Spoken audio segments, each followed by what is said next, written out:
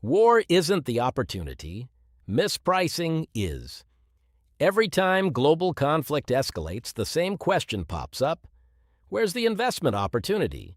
But here's the problem with that question. War isn't the opportunity. Mispricing is. And if you're just chasing headlines, you're already late. When geopolitical shocks hit, whether it's Iran, Ukraine, or anything else, markets don't just move. They reprice risk, and they don't always get it right. Smart money isn't reacting to the explosion. It's positioning around what gets disrupted, what gets overvalued, and what gets completely overlooked. First stop, energy. Everybody runs to oil. That's the obvious play. But by the time retail gets there, it's already priced in. The smarter angle? Infrastructure, pipelines, storage, transport. These companies don't need oil to skyrocket. They just need volume and volatility. And then there's LNG, liquefied natural gas. Europe's shift away from Russian gas didn't end. Middle East instability just reinforces it. This is long-term positioning, not short-term hype. Next, commodities, but not the ones everyone talks about. Gold gets headlines, oil gets headlines, but what about the materials that actually power the system? Copper, nickel, rare earths. These are inputs into defense systems, electronics, energy infrastructure. When supply chains get disrupted, these markets don't just move. They get mispriced. Everyone knows the big defense names. Lockheed, Raytheon. That's already crowded. The real opportunities, one layer down. Companies that make components, sensors, targeting system software, and especially satellite infrastructure.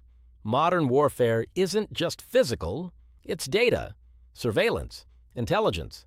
That's where the growth is accelerating. This is where it gets serious. War today is digital. When tensions rise, governments increase cyber budgets, corporations harden infrastructure, financial systems get stress tested.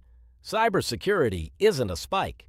It's a structural trend, and most investors still treat it like a side story.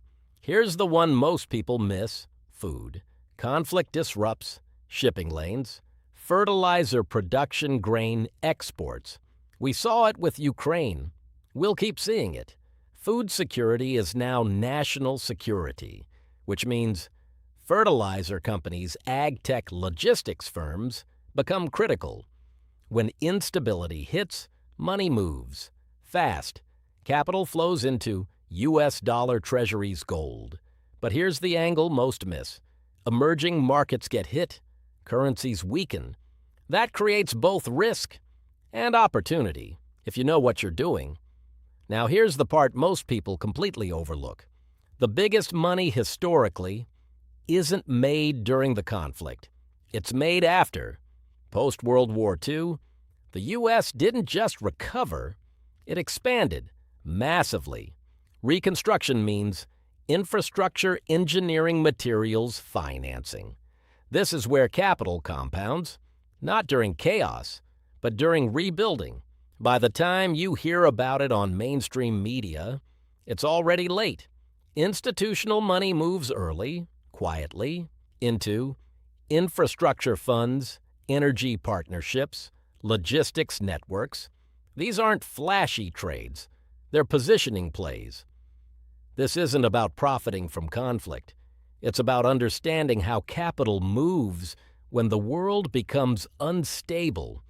The average investor reacts to headlines. Smart capital, it watches where the system breaks and where it rebuilds. War isn't the opportunity. Mispricing is.